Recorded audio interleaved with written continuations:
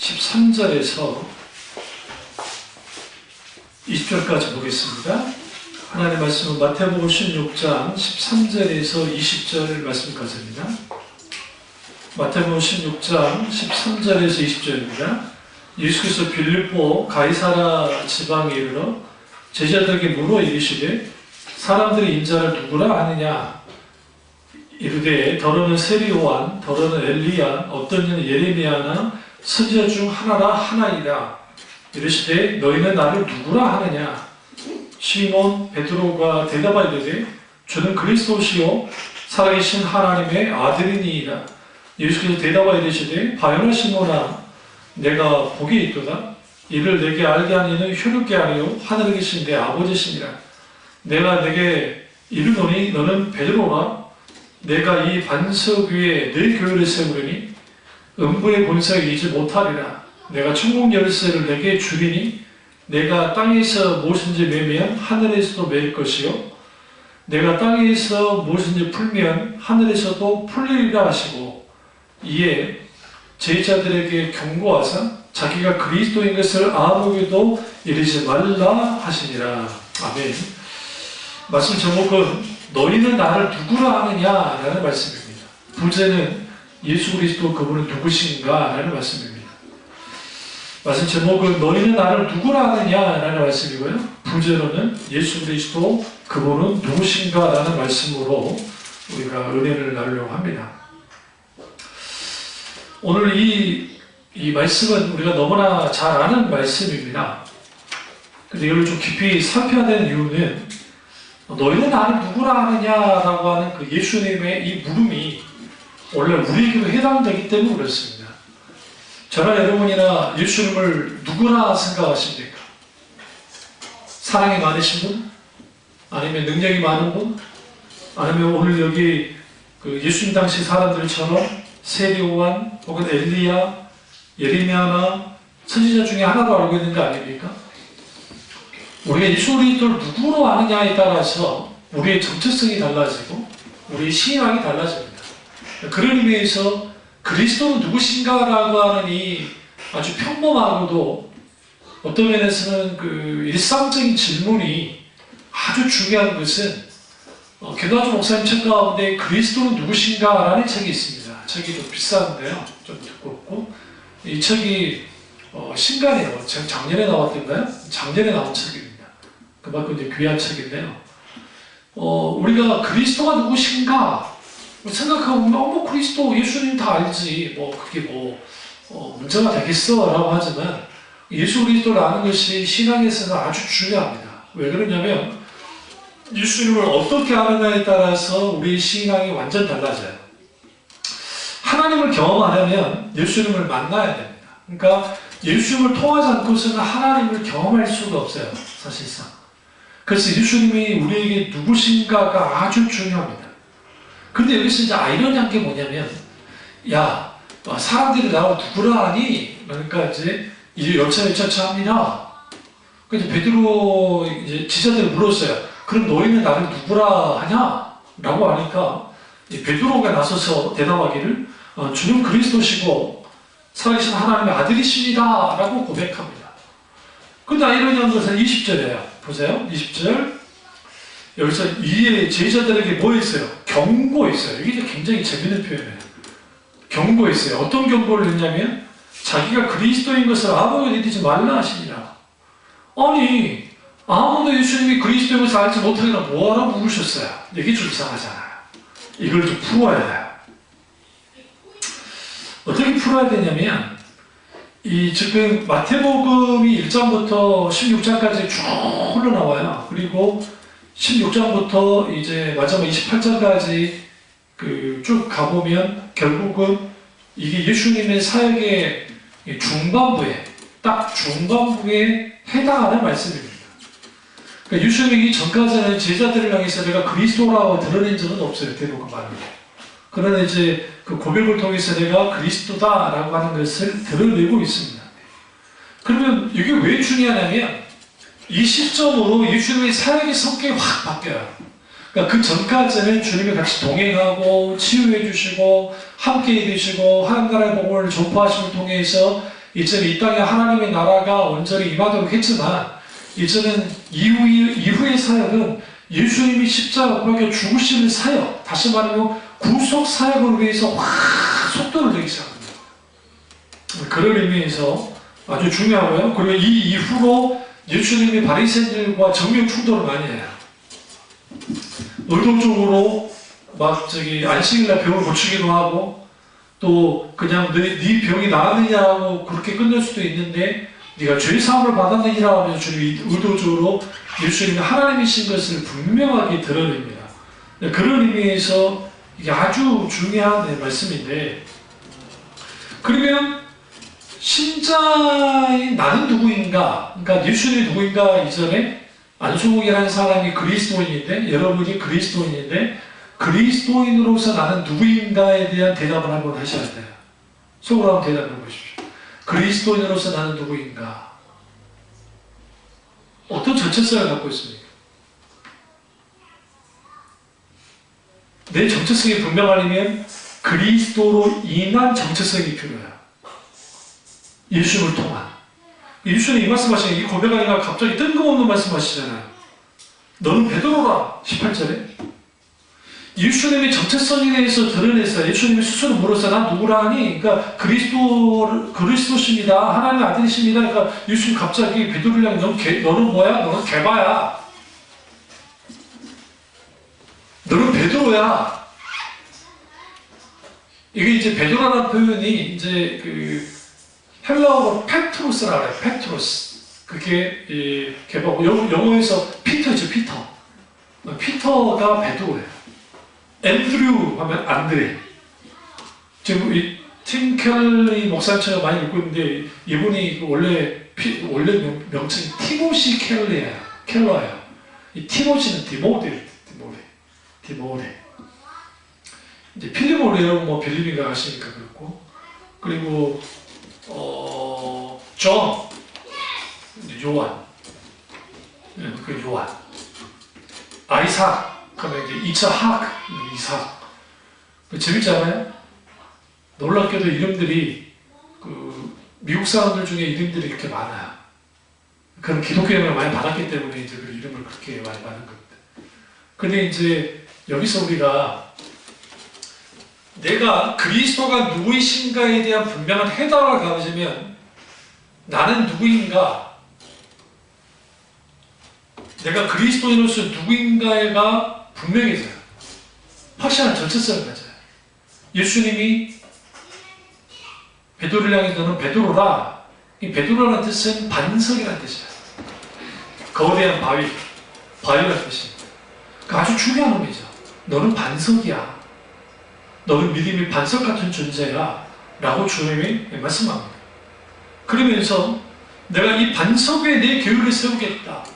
이렇게 보면 베드로 위에 교회를 세우신단 말인가? 이거는 큰 해석이 잘못이에요. 왜냐하면 예수님은 의도적으로 같은 단어를 가지고 두 가지 의미를, 그러니까 다른 의미를 주는데, 반석이라는 헬라어는 페트라라는 뜻이에요. 페트라.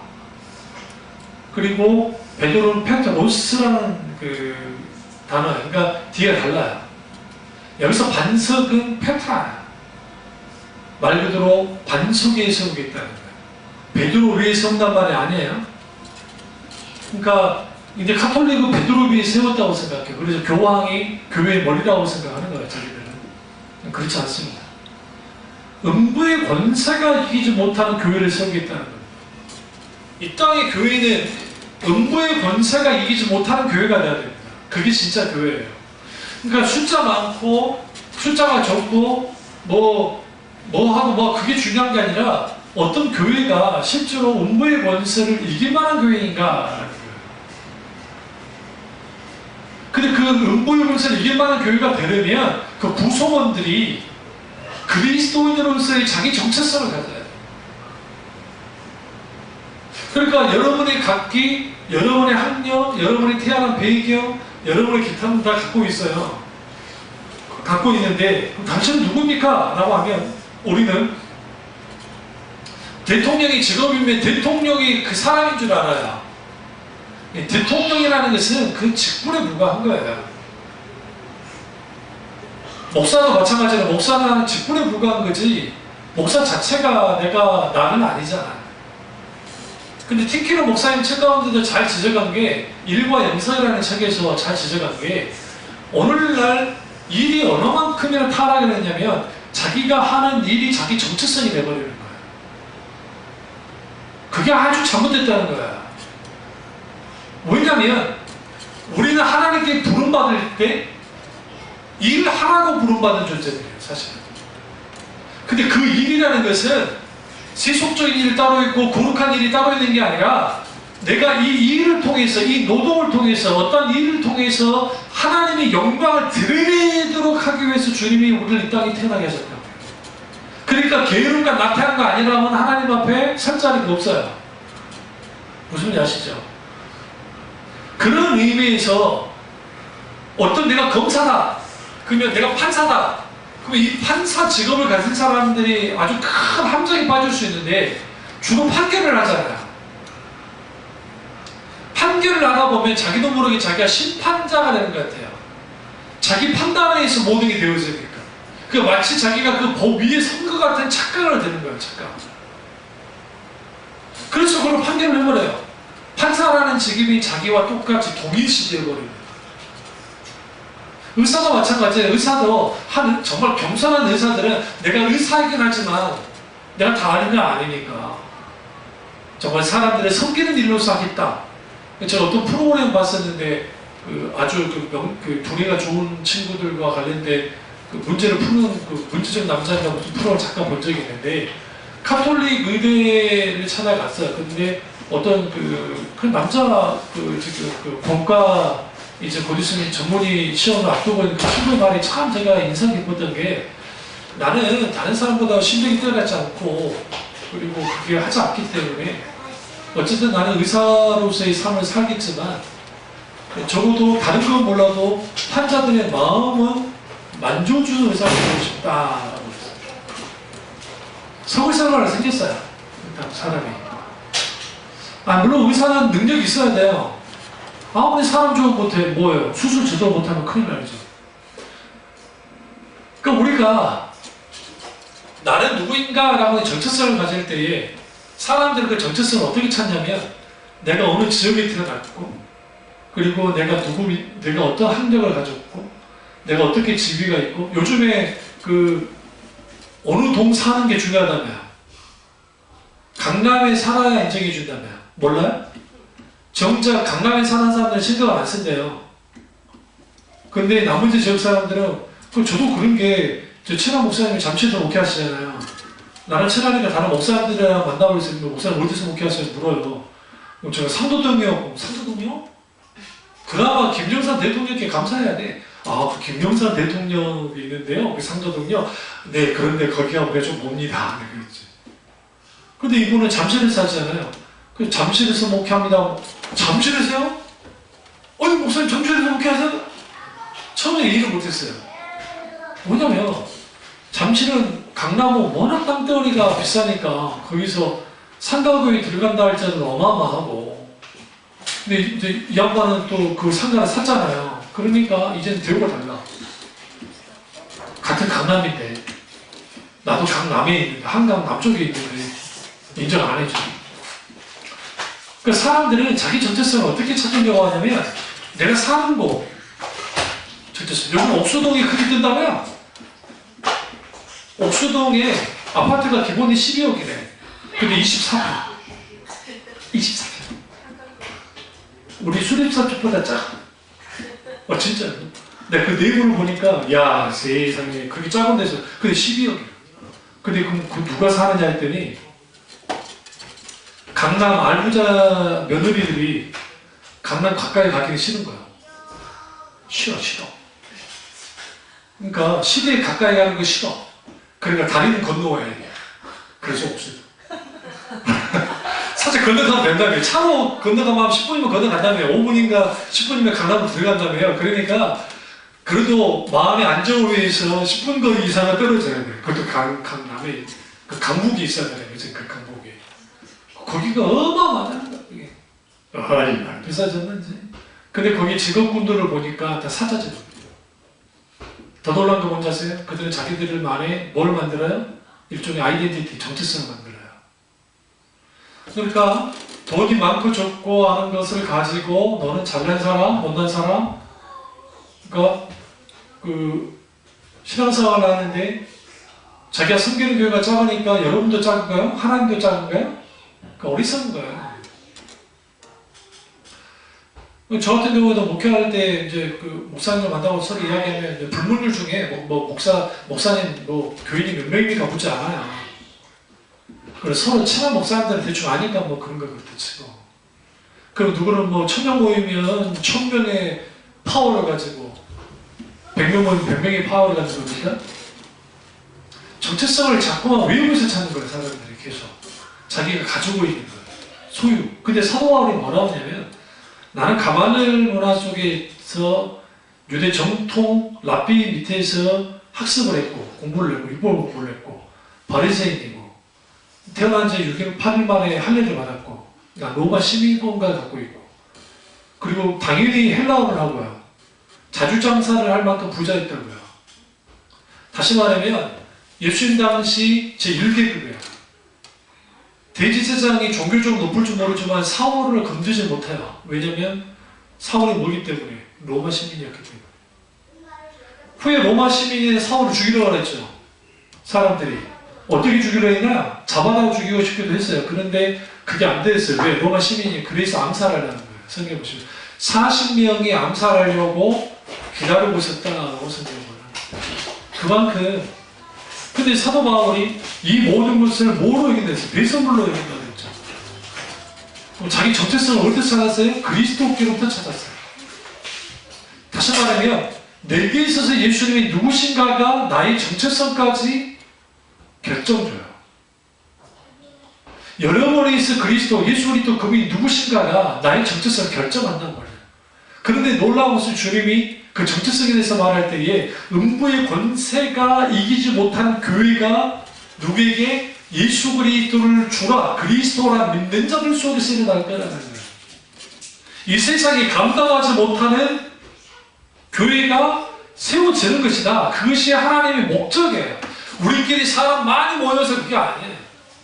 제가 틴케로 목사님을 좋아하는 이유 중에 하나가 뭐냐면 그분이 은퇴하셨지만 그분이 그 불모지 맨하탄에서 교회가 다 죽었어요. 그전에 기존에 교회들이 다 죽고 이제 몇몇 교회는 살아남았는데 그 몇몇 교회가 발빠르게 세상과 짝하면서 이제 예수 그리스도 그분만을 믿어서 구원받는 건 아니라는 것을 받아들이고 막 그래버렸단 말이에요. 세속화되면서.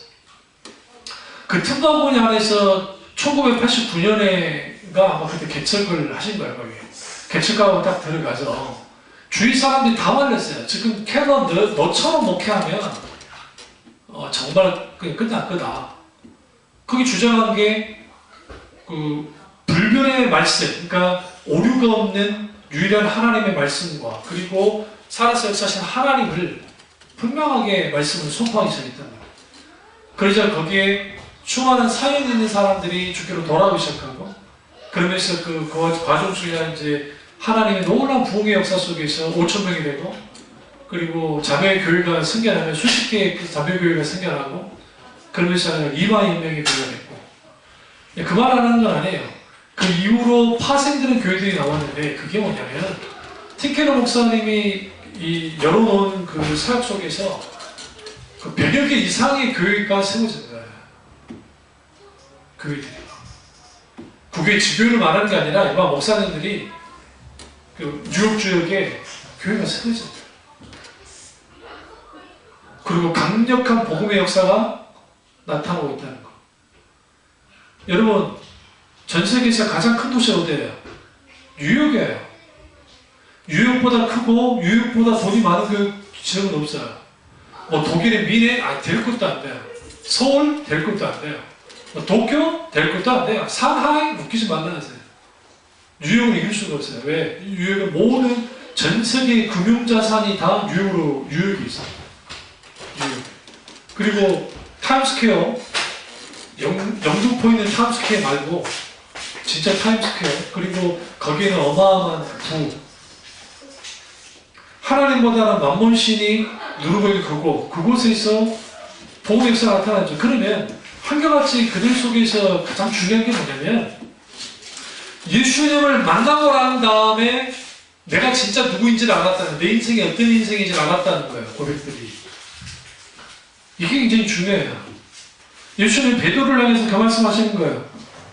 베드로, 너는 베드로야. 우리를 향해서 주는 그리스도 살아계신 하나님의 아들로서 내가 정말 살아서 역사하신 예수님을, 인격적인 예수님을 성령의 조명 가운데 경험하여 알게 되어지면 그 경험하여 알게 된 그 정체성 속에서 이제 내가 누구인지를 알아요. 내가 저희 전라도 여수에서 태어난 안성우, 그게 중요한 게 아니라, 어떤 물리적으로 태어난 그게 중요한 게 아니라, 너에게서 가장 중요한 게 뭐냐면 예수님을 만나고 난 다음에 변화된 나야.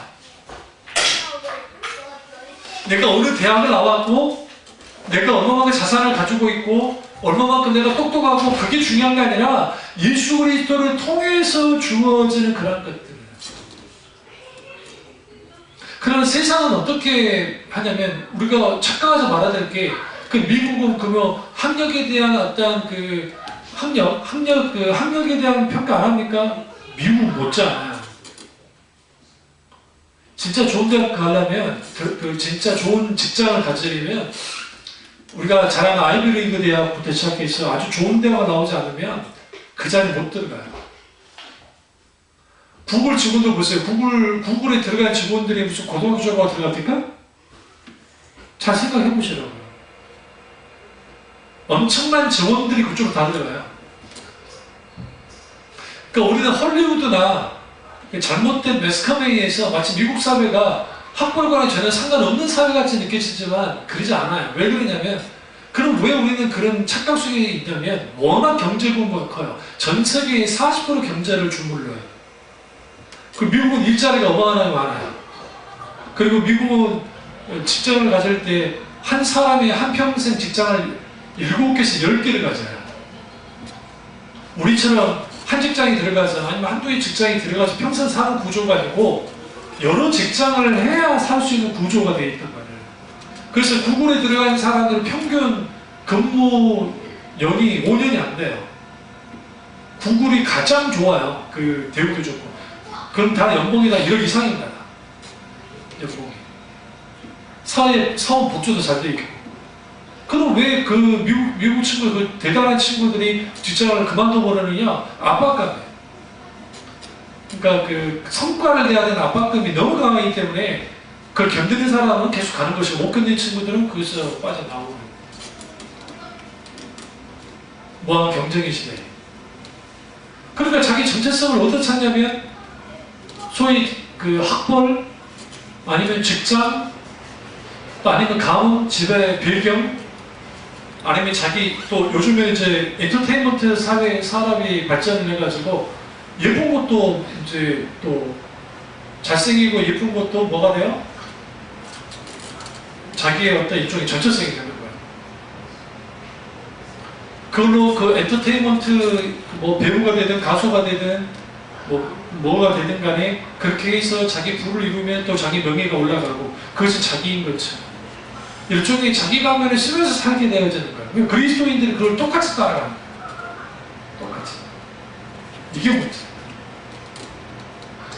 나는 누구인가의 문제를 풀려면 뭐가 풀려야 한다 했죠?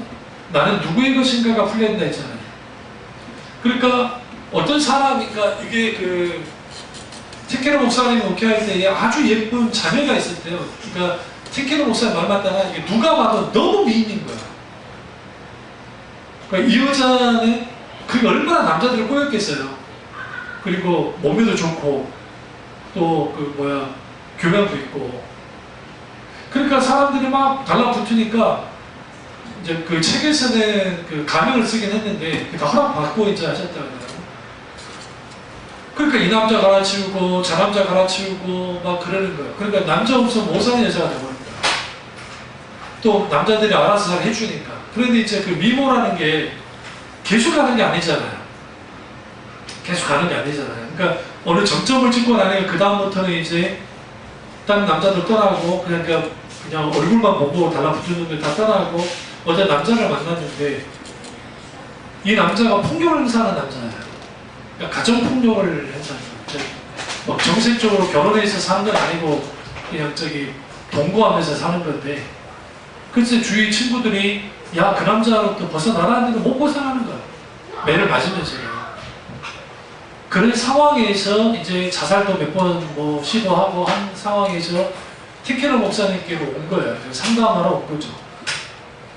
그래서 주 말 들어보니까 참 가슴 아픈 사연들이 있고, 그 사연 속에서 뭘 발견하냐면 이 여자가 왜 이렇게 됐을까라는 거예요.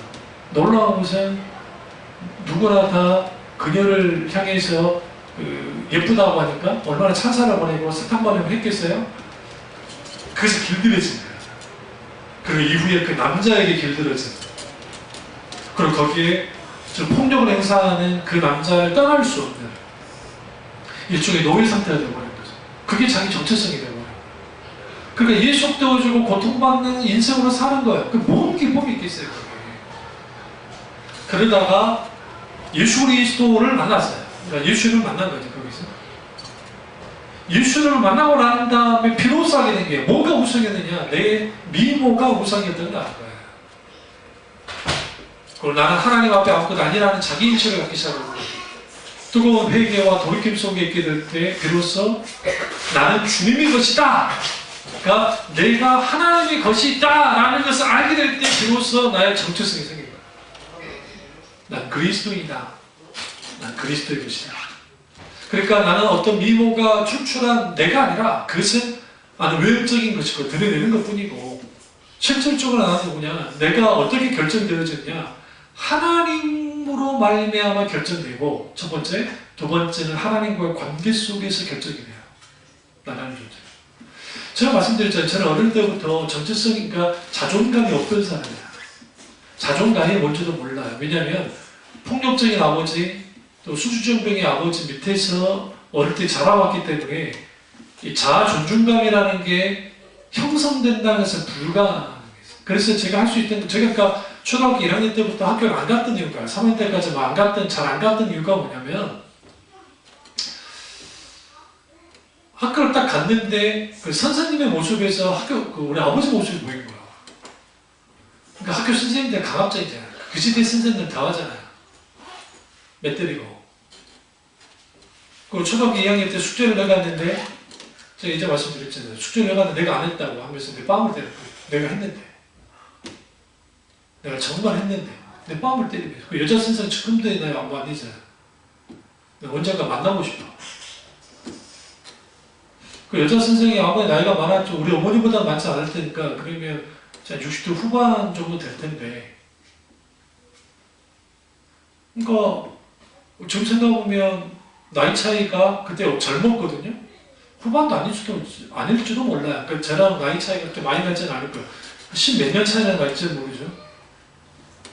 내가 초등학생이었으니까. 아무리 봐도 23살, 24살 정도 됐을 거예요. 그때 선생님이. 그럼 제가 초등학교 2학년이면 9살이면 10몇 살 차이잖아요. 그럼 제가 지금 51이니까 60대 중후반 된다 할지라도 그게 상처가 된 거예요. 그러니까 그 모습 속에 폭력을 행사하는 그 여자 선생의 모습 속에서 아버지가 보이는 거, 내가 학교 가서 망가지고, 내가 또 잘못하고 다니는 내 뺨을 막 때리면서 얘들 앞에서 모욕을 줬거든요. 실제로 그런 일 때문에 학교 선생님 하나가 죽었습니다. 그러니까 어떤 그 제자 하나가, 그 남자 제자인데 그 선생을 찾은 거예요. 찾아오고 난 다음에 선생님은 뭣도 모르고 제자 때문에 조화를 갔는데, 그 제자가 막 폭력 행사하고 그러진 않았고, 그때 대놓고 그때 있던 상황을 설명하면서 대놓고 조주를 벌였어요. 그러니까 당신은 선생으로 자격이 없다고. 당신 때문에 내 인생 어떻게 되냐. 그러고 갔는데 충격받아서 내추럴로 돌아가서 그랬어요. 그러니까 이게 굉장히 이제 그런 게 있는데, 그러니까 정체성이 없죠. 그러니까 뭘 했냐면 굿 이미지네이션, 저는 좋은 상상을 많이 했어요. 그러니까 내가 생각해보면 어릴 때 왜 상상력이 생겼을까? 그 이유는 딱 한 가지예요. 현실이 너무 힘들고 어려워요. 매일매일 집에서는 전적이 벗어나고 싶은 게 생각으로 벗어나는 거예요. 생각. 그러다 보니까 자연이 좋았어요. 자연이. 풀이 좋고 나무가 좋고 폴레온 맡으면서 하늘을 딱 쳐다보면 또 여수는 바닷가니까 비 한 번 나오고 하면 구름이 너무너무 예뻐요. 여기 서울 구름하고 달라. 예쁜 구름이 막 지나가고 그다음에 막 꽃내음이 그리고 바람이 있잖아요. 바닷바람이 이렇게 쭉 스치고 지나가면 그게 너무너무 좋으니까 학교 안 가. 그냥 가는 척하고 학교 끝났을 때는 같이 오고 그러다가 그렇게 우리 어머니 속 썩었지. 내가 안 가고 그러니까. 요수 한번 내려가면 학점부 한번 뜯어보려고 지금 내가 얼마나 학교를 안 갔는지 몰라고 막 그러는데 그런 일들이 계속 있었어요. 그게 중학교 2학년 때까지 예수님 만나기 전까지. 그래서 그 친구들끼리는 제가 참 그 말을 많이 했어요. 근데 다른 사람들, 그러니까 다른 사람도 있으면 아무 말도 안 했어요. 그걸 벙어리죠. 이런 거 하자. 그리고 고개 막 푹 숙이고 있었어. 다른 사람도 눈을 못 쳐다봐. 왜? 늘 폭력적인 아버지 밑에 자랐기 때문에. 그리고 그 수많은 욕들과 막 그런 것들을 자랐기 때문에. 그 자아 존중감이라는 것은 찾아볼 길도 없고, 그 다음에 공부라도 잘했으면 그나마 괜찮았을 텐데, 공부 관심도 없고, 공부 못하고. 광주 형 같은 경우에는 초등학교 3학년 때 하나님을 만나고, 그 다음에 하나님의 귀한 친구를, 초등학교 6학년 때 친구를 하나님 붙였어요. 하나님께서. 근데 그 친구 아버지가 선생님이에요. 학교 선생님. 학교 선생님인데, 워낙 그 집에 놀러 갔는데 우리 형이 형한테 물어보고 선생님이니까 야 성주야 너 공부 얼마나 하냐? 우리 형이랑 나랑 비슷했거든. 저요? 근데 그 친구 형 친구 아버지가 그 선생님이 지혜로운 분이었어요. 놀지 마라 그런 게 아니고 이놈의 새끼 생긴 거 보면 얼마나 잘생겼잖아요 저 형이.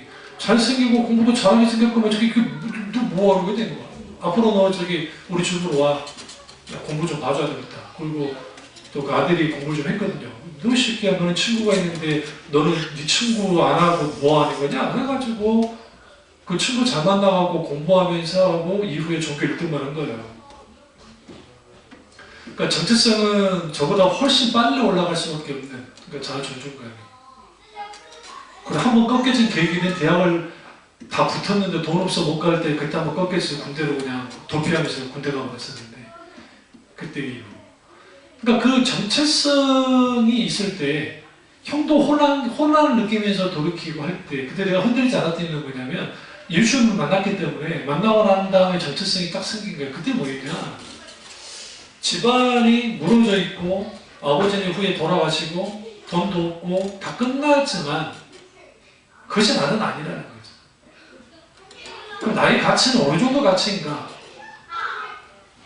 학교 선생님들이야 공부 잘하는 애들의 마음을 땡기겠지만 그때 비로소 하게 된 게 아하 나의 가치는 그리스도만한 가치였구나. 왜 그러냐면 내가 그리스도만한 가치가 아니라 한다면 굳이 십자가에서 오빠가 죽을 적이 없잖아요.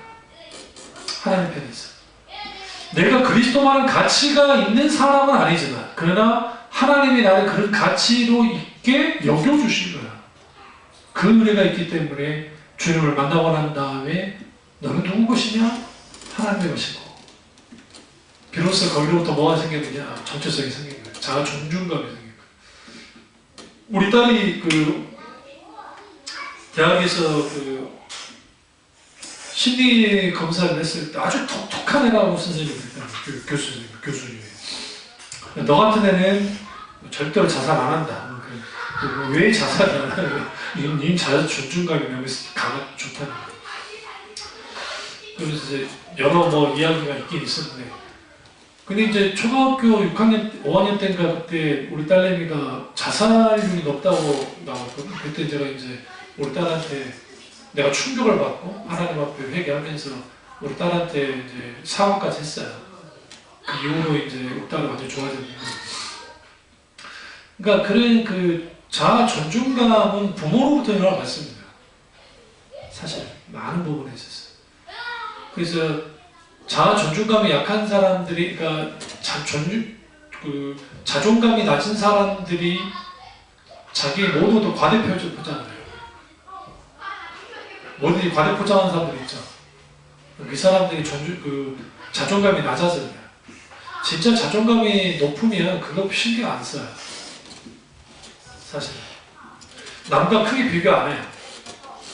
비교할 이유도 없고. 그러니까 우리가 그리스도 안에서 살아갈 때에 하나님의 자녀는 내가 그리스도께 속해 있다는 그 자체가 온 우주 만물을 포함하고도 남을 만한 가치 있는 존재가 되기 때문에 우리는 그 존중을, 그 가치를 가지고 살아가야 돼. 내가 좀 돈이 없어. 내가 사는 곳이 조금 그거 상관없어요. 오히려 예수 그리스도를 믿는 사람이 그 현장에 그 자리에 있을 때에 바뀌어져나가요. 바꿀 수 있어요. 그래서 성경의 저자들 중에 잘난 사람이 그렇게 많지 않아요. 학사 에스라 정도, 다윗 왕이니까 그렇지 기타 등등 보시면 그렇게 잘난 사람들이 없어요. 학벌적으로도 그렇고. 사도 바울, 기타 등등 우리 요셉이야 한 가문의 그냥 작은 족장의 아들에 불과해요. 사실은 후에 총리까지 됐으니까, 예고 총리 됐으니까 어마어마한 인물이긴 하지만, 그러나 이 모든 것들을 들여다보시면 요셉의 정체성은 예고 총리가 아니에요. 아브라함과 이삭과 야곱의 믿음의 강하기 속에 있기 때문에 정체성을 갖고 있었기 때문에 그 가치가 있는 거예요. 하나님은 그걸 가지고 하나님이 들어서 하나님이 쓰셨고, 그런 의미에서 오늘 예수님이 바요나 시모나 내가 사랑하는 것은 이게 바요나 시모나 네가 나를 누구나 아느냐, 그러니까 네가 잘 말했다 할 때에 예수님의 이 표현 속에서는 의도적인 표현이에요. 바요나 할 때 이 바요나는 17절에 바라는 것은 아들이라는 뜻이고, 요나는 베드로 아버지의 이름이에요. 그리고 원래 이름이 시몬이에요. 시몬이라는 뜻은 작다라는 뜻입니다. 작다. 근데 복이 있다 하죠. 그러면서 너에게 너는 개바야, 너는 베드로야 라고 합니다. 그러니까 우리는 아주 작은 존재야. 그런데 하나님과의 관계 속에서 예수님을 만나고, 그리고 내가 예수님의 것이 되고, 그리고 예수님을 통해서 내 인생이 만져지면 나는 개바가 되는 거예요. 베드로가 되는 거예요. 이 과정이 저와 여러분뿐만 아니라 우리 아이들에게 다 있어요. 그러니까 우리 아들도 지금 군대 그 과정 속에서 과정까지 가잖아요. 아침에 가는데 조언을 해주고 싶은데 말도 못 붙이게 인상 팍 쓰면서 그래서 속으로 정말 치사하고 더러운 생각을 진짜 기도 많이 했지. 하나님, 그래서 문자를 보냈더니 하나님이 인도함 속에서 담대하게 해라. 딴 때 같은 네 그러거든. 그때 비음을 붙여줬네. 나 감격이 있잖아. 네. 평상시에는 네 그래요. 네 그래요. 잉 그리진 않아. 나한테 잉 그리진 않고, 우리 그렇게까지 친하진 않으니까. 우리 딸이 그렇게 나한테 하는데. 근데 네 있다가 네! 그런데 안심을 했어. 네, 그래. 어우 주여, 내비갑니다.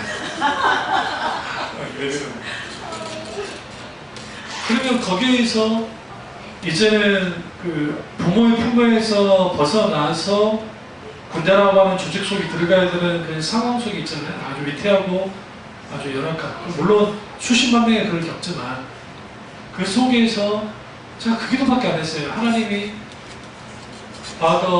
이삭과 함께 하신 것처럼 하나님 함께 하셨잖아요. 그 함께 하셨던 하나님이 요셉과 함께 하셨고, 그 하나님이 하나님 되심의 아들 통해 드러나게 되고, 그 고난과 역경 속에서 하나님을 만나고 자기 정체성을 갖는 거예요. 그러니까 여러분들 친구들 중에 스카이대학을 나왔고 삼성을 다니고 하고 그게 주눅들고가 전혀 없어요. 그 잘난 체 하는 애들 있죠? 그것들 잘난 체 해봤자 50대 중반이면 끝장나. 50대 초반부터 다 짜증나. 더 증거하지 않아요. 그리고 그 사람들은 뭘 먹고 사는 줄 아세요? 과거의 영광을 먹고 살아요. 나 한때 이런 즐거움 가지고, 나 한때 이렇게 있었어. 한때 이렇게 살았어요. 한때. 왜? 자기 정체성을 자기 직업이나 자기가 이룬 일을 통해서 살아가기 때문에. 그러니까 배우라는 직업을 가진 사람들, 그 사람들을 왜 허망하냐면 인기가 있을 때는 어마어마하잖아요. 그 인기가 있는 속에서 자기 정체성을 거기다 투과를 시키는 거예요. 제가 아는 그 교수님 한 분이 저도 영화와 관련 것도 강의를 들었어요. 제가 청강을 들었었는데 우리나라의 유명한 그 카리스마 갖고 있는 배우 하나 있는데 그 배우를 개인적으로 좀 잘 아신대요. 근데 원래 그런 애가 아니라는 거예요. 모래시계 뭔가 그 드라마 끝난 다음에 갑자기 키가 나게 하고 그렇게 한다는 거죠. 그게 자기 정체성이 된다는 거죠. 근데 그건 가짜예요.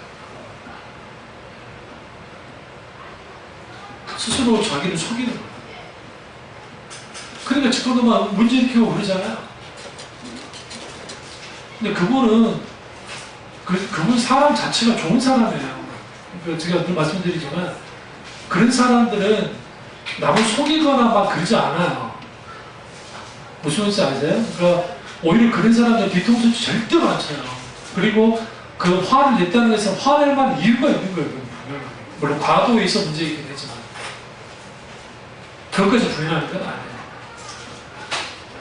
이거는 목사인 저도 마찬가지고 그리스도인들도 다 마찬가지예요. 우리의 정체성, 우리의 직업이나 내 학력이나 내 배경으로 정체성을 삼는 게 아니고 그리스도로 말미암아 찾는 거예요. 예수님이 내게 뭐라 하는 거예요. 그래서 제가 기도할 때에 살아서 역사하는 하나님의 제게 있었어요. 그래서 대표 기도할 때 우리 노예라든지 다른 데 가서 할 때 살아서 역사하시는 하나님 이 자리에 함께 해달라. 또 어떤 목사님들은 사랑이 많으신 하나님이 돼요. 그분들은 사랑의 하나님 많이 경험했기 때문에 나의 정체성은 살아서 역사하는 하나님이었어요. 생생하게 우리 집안 속에서 살아서 역사하셨고 하나님 지금도 살아서 역사하고 계시고 그 살아서 역사하신 하나님으로 인하여 내가 그분을 만나고 그 정체성을 가졌고 그럼 내가 좀 못 배우고 좀 못났고 잘남이 없지만 또 이 젊은 교회에서 목회를 하지만 내가 주눅들 일은 없다는 거예요. 순간의 실패와 넘어짐 속에서 내가 자존감이 무너질 때 있어요. 그러니까 우리가 그 자존감이 무너지게 할 때는 언제냐면 남에게 무시당할 때예요. 왜 사람들이 돈 하겠어요? 왜 사람들이 명문대학교, 왜 대기업 그러겠어요? 사람들 함부로 안 불어요. 내가 서울대 나왔어요. 제 한 친구 중에 군대 동기가 있는데 서울대 나왔다고 뻥친 거예요. 서울대 다닌다고. 그래서 계속 서울대 다닌 줄 알았는데 이제 제대에서도 우리 집에 자주 놀러 왔어요. 그 형이. 그 광주 출신이어가지고. 알고 보니까 이제 형이 이제 건너 보니 무슨 서울대는 서울대요. 지금 고등학교밖에 안 나왔고 이제 대학 문턱도 못 봐 그랬어요. 그래서 후에 형이 물어보고 야 너는 왜 서울대 다닌다고 했냐 그러니까 그래야 무시 안 당하지. 무시 안 당하지. 그 왜 더 그랬냐니까 우리 형 후배 중에 진짜 서울대생이 있었는데 아주 반맛이었대요. 우리 형이 화낼 정도면은 저희 형이 화낼 정도면 어떤 느낌인지 알겠죠? 이 녀석이 서울대 다닌다고 뻗치다가 저희 형은 사람 때리는 사람이 아니에요. 저 딱 형한테 딱 2번 맞아봤던 사람. 근데 개머리판으로 패버렸다잖아요. 저한테 보고 있는데 그때 형이 견장 차고 있었거든. 아나무인을 구하니까 머리 할바 쓰고 있는 거 개머리판 때리고 그리고 아주 죽여버렸다니까 앞에서. 그때는 그랬어요. 요즘 잡혀가요. 그때나 저희 때가 마지막 구타했을 때 제가 제대할 때까지 그때 구타가 있을 때니까 좀 많이 없어지긴 했지만 그때는 저희는 80년대에 그때 갔으니까 그 다음부터 그 녀석이 함부로 안 굴더래요. 말도 잘 듣고 이제 한번 맞고 맞더니 왜? 학벌로도 안 되는구나. 이게 무슨 한 6, 7개월 후배인 녀석이 까보니까 이걸 가만둘 수가 없는 거지. 다른 고참들이 참고 참았는데 형이 폭발하니까 아주 성격 좋은 이 양반이 폭발하니까 난리가 난 거예요, 부대가. 그래가지고 개가천선했대요, 그 인간이. 후에 어떻게 될지 모르지만. 왜 그렇게 안하문이 된 줄 아세요? 사람들이 자기가 잘나고 뭔가 배경을 가지면 그게 자기 정체성으로 삼아요. 그게 우상이에요. 그게 우상이라고요. 다윗이요. 다윗의 위대한 뭐냐면 다윗은 왕이잖아요. 그런데 그 왕이라는 정체성보다는 하나님의 자녀라는 정체성이 더 강했어요. 그렇기 때문에 압살롬에 의해서 도망칠 때 아비모셋이 그 이스보셋이 욕을 하잖아요. 요나단의 아들이 막 그 다윗을 향해서 막 욕을 막 했어요. 근데 이 겁도 없이 그런 게 아직 도망가지만 군인들은 지금 다윗의 용사들은 함께 있어요. 1000명이 넘는 군인이 있는데 그 앞에서 그러고 있는 거예요. 그 요압이 화가 나가지고 뭐라 하냐면 저 개를 잡아다 갈겨 죽여버리겠습니다. 그랬어요. 그럼 왜 물어봤냐? 다윗이 요나단의 자녀들은 만지지 때려 죽이지 말라 했으니까 이전에 반란 나기 전에부터 그랬으니까 잘 되어 있으니까 이제 일단 그냥 형식상 물어본 거예요. 분명하게 다윗은 오케이 할 거라 생각했는데 근데 갑자기 다윗이 뭐라 합니까? 하지 말아라 그랬어요. 저희가 하는 그 입에서 나오는 말이 하나님이 내게 하는 말인지 어떻게 하냐? 다만 지가 입에서 하는 말은 지가 알아서 그 열매를 먹을 거다 하고 간 거예요. 여러분과 그렇게 하겠어요? 안수홍 목사도 그렇게 할까요? 저는 안 그래요. 저는 제가도 죽이지. 내가 내한테 한 게 어떤 게 있는데 죽여버렸을 거예요. 그러면 이때 여기서 중요한 게 뭐냐면 다윗에게서 소중한 것은 하나님이 있어요. 정체성. 왕이라는 직업이 아니에요. 왕이라는 게 나의 정체성이 아닌 거예요. 왕이 정체성이 되면 아나문이 돼요. 아하 왕처럼. 처음에는 선한 왕이었죠. 후에 자기 마음대로 제사를 지르려 그런 식이 되어버리는 거예요. 하나님 앞에. 모든 그리스도인들은 그렇기 때문에 여러분의 아이들이 이제 자라나서 공부 좀 못한다고 해서 이 공부 못하는 놈 그러지 않아야 돼요. 진짜로. 저 형도 우리 그 애들 키울 때 물론 이제 나는 우리 이삭이 우리 아마 요한이보다 더 점수 못 받아온 적이 있었을 거예요. 근데 손댄 적은 없어요. 우리 형이 우리 조금 그 군대 갔다 오면서 그 녀석 손을 댔잖아. 수학 성적이 아주 안 좋아가지고 나한테 말은 안 하네. 한두 개 맞은 것 같아.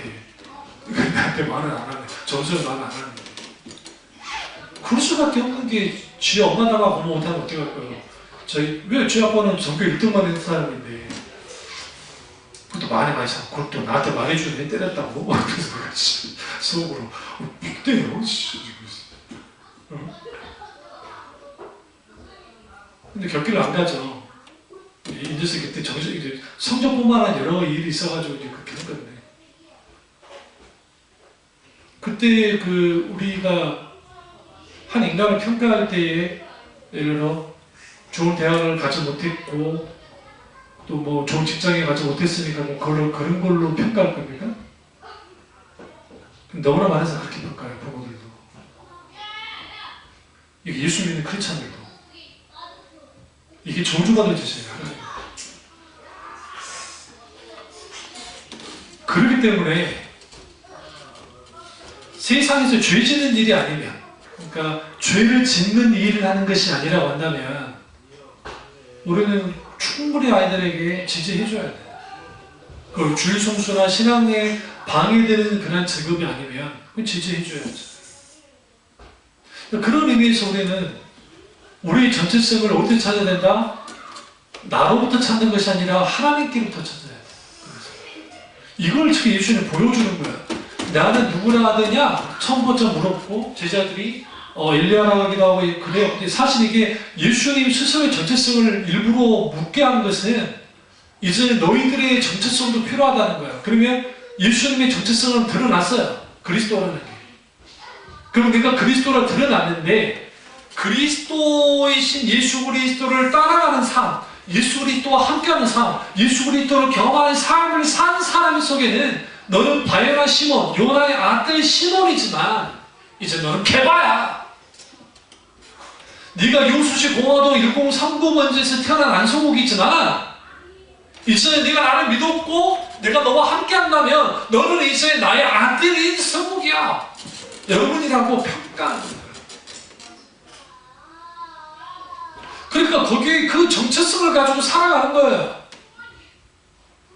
뭐 맘카페 엄마들 중에 아주 웃긴 엄마들 많잖아. 이상한 사람이요. 그리고 학교 그 자모회도 그런 사람들, 사짜지가 좀 돈 좀 있으면 그걸 가지고 유세 떨고 막 그런 사람들. 그러니까 그런 것을 통해서 뭐냐 일종의 계급을 만들어. 자기 계급. 교회 안에도 있어. 교회 안에도 그 계급. 이런 것은 제가 어렸을 때 학교 다닐 때도 똑같이 있었어요. 청년부 때도. 우리 시대는 대학 가는 게 그렇게 쉽지 않았기 때문에 직장생활하는 청년들이 많았잖아요. 그러니까 우리 교회에서 무슨 일을 저질렀냐면 대학부와 청년부를 분할시켜버린 거예요. 그러니까 직장 다니는 청년들 들고 일어났어요. 우리는 그러면 교인도 아니냐. 훨씬 많았죠. 직장 다니는 청년들이 훨씬. 그리고 하필이면 또 우리 교회 그 형들 누나는 공부를 잘해가지고 대부분 서울에서 대학을 다녔어요. 그러니까 방학 때 외에는 청년부가 모일 수가 있나? 지방대를 다녀야 뭐 요수나 춘천에는 대학 딱 2곳밖에 더 있어요. 전문대까지 합하면 3개. 수천대학교 수천전문대, 요수 수산대학교, 요수도 전문대도 없어서 그 당시. 그러니까 그거 안 되죠. 그때 제가 고등부 회장이었는데 분개 있어요. 제가 그래서 왜 분개를 했냐면 말도 안 된다는 거예요. 왜 말도 안 되는 것이냐? 학력 가지고 재단지를 해요. 이게 그런 뭐냐, 이제 대학 다니는 친구들 그만하는 거예요. 수준이 안 맞아서 신화사 못하겠다. 그럼 또 직장 생활하는 청년들은 또 성질 나는 거지. 그럼 누구들은 그렇게 잘났냐? 그 오늘날 한국교회 그런 게 없습니까? 있어. 비립이지. 그래서 교회마다 사차 직업 가진 사람들 모임 따고 있고, 그 사업하는 사람들 모임 따고 있고, 교회가 방대하니까 그런 일이 있긴 있는데, 실험의 성교회 무슨 성교회 무슨 근데 딱 들여다보면요 자기들끼리 어떤 그 잘 사는. 그래서 큰 교회일수록 구역 예배를 드리잖아요. 근데 큰 교회 다니는 사람 중에 구역 예배나 이걸 신방을 거부하는 사람들 중에 상당수가 집이 너무 잘 살아서 그런 것도 있고, 그런 거 원치 않아도 있지만 또는 자기가 사는 모습을 보이고 싶지 않은 거예요. 왜? 그것에 대해서 평가가 아니에요. 판가가 내버리니까. 그래서 구역 예배를 어디서 들으느냐? 저기 카페. 그러니까 교회가 그 카페를 교회에다 만들어 놓는 거야. 카페 와서 예배해라. 그렇게 하는 거야. 근데 구역 예배 취지는 그게 아니거든. 구역 예배 취지는 각 가정이 돌면서 그 가정에서 어떤 일이 있는지를 케어하고 돌보는 의미인데 그게 변절이 돼가지고 그리고 거기서 자기들끼리 그룹을 나눠요. 그 정체성은 어디서 찾느냐? 이제 직분에서 찾는 거야. 그래서 네 권사냐? 집사냐? 장로냐? 안수 집사냐? 뭐냐? 이게 중요한 거예요. 직분이 중요한 거예요. 그러니까 한국 교회만큼 직분에 목매는 사람들이 없어요. 우리 어머니도 엄마도 결혼하는데 막 서운하잖아. 아들 목사가 할 일을 서운하잖아. 왜 그런지 아세요? 이 시대가 직분을 세워서 사람들을 좀 더 헌신하게 만들고 좀 더 붙들어 두고 좀 더 그런 식으로 만들 시스템화들이 있어요. 아주 타락한 거예요. 정말 주님 앞에서. 근데 그게 대부분의 교회들이 다 그래요. 대부분의 교회. 그러니까 제가 아는 그 헌신 예배 가는 그 목사님 참 좋은 목사님이신데 그 목사님과 예전에 초창기가 한 10년 전인가 이야기를 나누는데 그 말이 나와서 그 직분자 세울 때 그때 이제 그 교회 부임한 지 얼마 안 되실 텐데 목사님 저는 돈 같은 거 안 받을 거다. 그러니까 제가 정말 너무너무 감사해요. 목사님 옳습니다. 무슨 직임을 사고 파는 것도 아니고 권사 300만 원 헌금해야 되고 장로 정도 되면 1000만 원 정도 헌금해야 되고 안수집사 되면 6, 700만 원 헌금해야 되는 게 마치 한국교회의 불문율도 있어요. 그러니까 그게 교회의 부족함을 채우기 위한 헌금이라는 명목가 있어요. 그러면 그런 돈이 없는 사람들은 살 수가 없잖아요. 그럼 왜 사람들이 그러느냐? 정체성을 직분에서 찾아서 세상에서는 별 볼일 없던 사람이 교회에서는 장로님 소리 들으면 저 선배 목사님 교회에 그랬잖아요. 교회 나온 지 얼마 안 됐는데 이제 1년 6개월 정도 됐었는데 근데 신앙사 오래 했어요. 그래서 부부 내외와 또 자식들이 다 나왔는데 그분의 나이가 있어가지고 명예장로를 세워달라고 한 거예요. 이유는 딱 한 가지예요. 다른데 그 친구들 모임 가서 부끄러워서 못 살겠다. 친구들은 다 장로인데 자기만 안수집사니까 명함도 못 누르겠다고. 그래서 목사님 저기 그냥 시부장도 아니더라도 명예장로를 좀 시켜주십시오. 그래서 목사님 기도를 했잖아요. 하나님 어떻게 해야 됩니까? 근데 그 교인들이 나가면 7, 8명이 7명, 7, 8명까지 나가게 되는데 해달라는 거죠. 기도는 아무리 기도해도 하나님이 응답이 없어. 그러니까 이제 참 이 양반은 또 저기 출신이 기자 출신이 아니랄까봐 그 교단 헌법, 여기도 헌법책이 있어요. 그 교단 헌법책을 본 거예요. 명예장로 명예본 사람은 없어요. 법에. 충분히 기도하고 아내 되시는 권사님들 그 남편 장로 때문에 이제 집사님이 권사가 못 됐어요. 계속. 그래서 그분은 세우는 걸로 하고 남편은 세우지 않겠다고 하니까 성질이 나가지고 니는 뭔데 권사되고 나는 안 된다 그러니 개 같은 교회 안 된다 해갖고 자식도 못 나오고 다 하고 일단 나가버렸죠.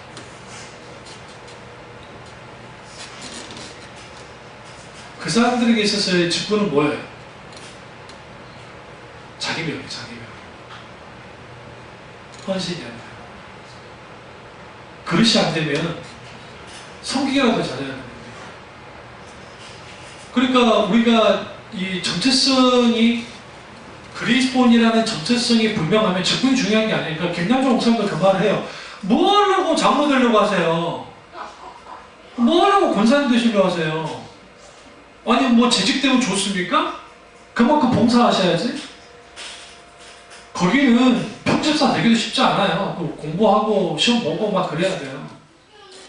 그래서 직분자 됐잖아요. 근데 그렇게 하는데도 성경 공부할 때는 집사 되고 뭐 하려고 왔다가 막상 이제 봉사를 안 한대. 그 목사님은 그걸 다 체크해놔요. 아주 집요하지. 그래놓고 그 사람들은 빼버려요. 나는 안 나가. 직분은 그러라고 준 게 아니기 때문에. 그래서 그 교회는 장로로 있던 분이 교회에 나와도 그 저분 장로로 인정 안 해줘요. 처음부터 배우라는. 그리고 후에 취임식은 정말 교회 공동체가 인정하면 하는 건데 그게 싫으면 그냥 교회 나오지 마세요. 왜 그렇게 한 줄 아세요? 한국교회에 팽배하고 있는 소위 직분이 마치 계급화되고 자기를 드러내는 자기 정체성 비슷하게 되어버린 거예요. 나 장로, 나 목사네, 나 목사야? 목사인데 어땠단 거예요? 목사는 인간 아닌가요? 목사는 직임일 뿐이야. 마치 목사라는 것과 나를 동일시해버리는 거예요. 그러니까 일종의 자기가 제사장이라는 거지. 성경에 성경에 많이 제사장 말하잖아요. 우리는 왕같은 족속이요 거룩한 나라요. 우리는 하나님의 거룩한 백성인데, 그러니까 제사장인데. 마틴 루터 목사님이 종교개혁을 그것 때문에 했잖아요. 그런데 그걸 부인한다고요. 그래서 감독의 큰 교회 목사님부터 시작해서 지금 막 그런 양반들이 이따만한 가운 입고 와가지고 박사기 가운 입고 나와가지고 난 제사장이네. 아들한테 물려주면서 내가 제사장인데 내가 제사장이니까 아들한테 물려주면 되지. 아니, 목사가 제사장이에요? 목사는 제사장적 사역을 하는 거야. 선지자적 사역을 하는 것이고, 목사 자체가 제사장은 아니에요. 제사장은 예수 그리스도가 십자가가 죽으시고 율법을 완성시킴을 통해서 이제는 제사장은 완전히 완성된 거예요. 그래서 예수님만이 유일한 대제사장으로서 제사장이 완성이 되셨어요. 더 이상 제사장이 필요 없어요. 다만 우리는 목사의 직임을 하는 거예요. 목자의 직임. 그 직임을 하는데 그 속에는 제사장적인 사역과 선지자적인 사역을 같이 가져가니까 그럴 수 있죠. 그래서 가운을 입을 때, 저도 가운 안 입잖아요. 주일 예배 때. 안 입는 이유가 뭐냐면, 가운을 입는 것은 내가 제사장이라는 의미로서 입는 거예요. 근데 이건 아주 잘못된 거예요. 왜냐하면 교육주의 목사님들, 얀 후스라든지 초창기, 그리고 이후에 저번글리, 까빈 선생님, 루터 목사님, 루터를 그렇다 치더라도 나머지 수많은 개혁주의자들은 가운을 어떻게 해서 가운을 입었느냐, 말씀의 옷을 입는다는 상징적인 표현이었어요. 그러니까 내가 말씀의 두루마기에 묶여서 하나님 말씀을 대언한다는 의미로서 가운을 입었지 본인들이 제사장이라는 의미로서 한 게 아니라고요.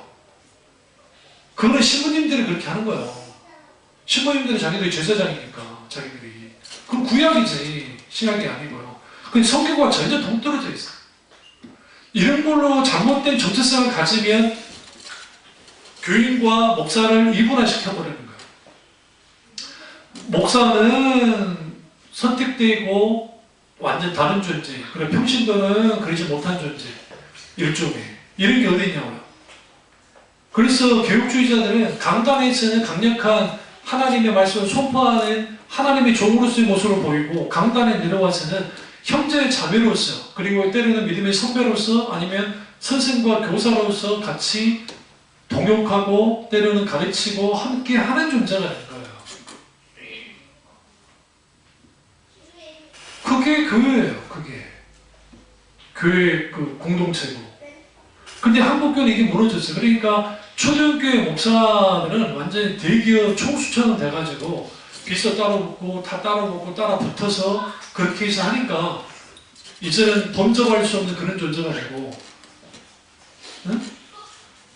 소위 카리스마나 좀 있다는 목사들 보면, 저도 그 목사님 사회들이 세상 그런 데 있으니까 그런 분이 딱 와서 그 모습을 보면 같은 목사인데도 저 사람은 급이 달라. 딴 나라 보냐, 딴 나라 보냐. 그럼 왜 저렇게 됐을까? 그리고 노예 같은 데 부목사 데려와가지고 종부리듯이 하는 목사가 있거든. 막 군림하면서. 왜 저러지? 왜 저런 식으로 할까? 그 이유는 뭐냐면, 내가 교인 수가 많아지고 하고 발언권이 세지잖아요. 사람들 높여주잖아요. 그러니까 나름은 높아지는 거예요. 그리스도의 정체성은 그리스도로만 정체성이 생겨요. 그래서 예수 그리스도를 특히 얼마나 깊이 만나는가, 예수 그리스도와 계속적으로 지속적인 교제를 나누는가, 그리고 끝없는 기도와 말씀 묵상과, 그리고 삶 속에서 하나님 말씀을 살아내고, 때로는 우리 지체들 속의 사람들을 섬기고, 우리가 누군가에게 구제를 할 때에 이 사람 불쌍하니까 구제할 수 있죠. 그건 나쁜 거 아니에요. 아주 귀한 거예요. 그분들 불구하고 거기에 뭐가 들어가느냐면 우리의 신앙 고백이 들어가요. 그래서 우리는 어떻게 해요? 예수님의 이름으로 내가 예수님 때문에 당신에게 이렇게 섬기는 거예요. 구제는 그렇게 되는 거예요. 그러니까 크리스찬 연인들 중에 아주 기부 많이 하는 좋은 일을 하는 친구들 있잖아요. 그런데 그 기부를 많이 하는데 이제 그 친구 내가 만나본 적이 없으니까 직접 대화하면 그건 모르겠지만, 만약에 그 기부를 통해서 남을 돕는 것이 좋아서 기부하는 것 자체는 좋고 뭐라 할 수는 없는데, 신앙의 세계는 좀 달라요. 그게 어떻게 다르냐면, 그 모든 것이 하나님의 영광이 되어야 되고, 그 섬김의 근거는 예수 그리스도가 주시는 컨페션, 국률이에요. 하나님의 긍휼이 내 속에서 강하게 일어나서 그 긍휼하심을 가지고 믿음의 행동으로서의 나눔이 되면, 섬김이 되면 그게 하나님께 인정을 받는 거예요. 그래서 너희 중에 소자 하나라도 섬길 때, 주님의 이름으로 주님을 위해서 섬길 때 그게 하나님 나라의 복이, 가치가 큰 것처럼 우리의 모든 정체성은 그리스도로부터 나오고 그리스도로부터 되어지니까 당연히 예수 그리스도의 성품, 예수 그리스도의 삶, 그리고 예수 그리스도가 우리에게 원하는 것들, 그런 것들을 가지고 나의 정체성으로 채우는 거예요. 그렇게 되면 내가 뭐가 되느냐? 내가 작은 예수가 되는 거예요. 작은 예수가 되는 거예요.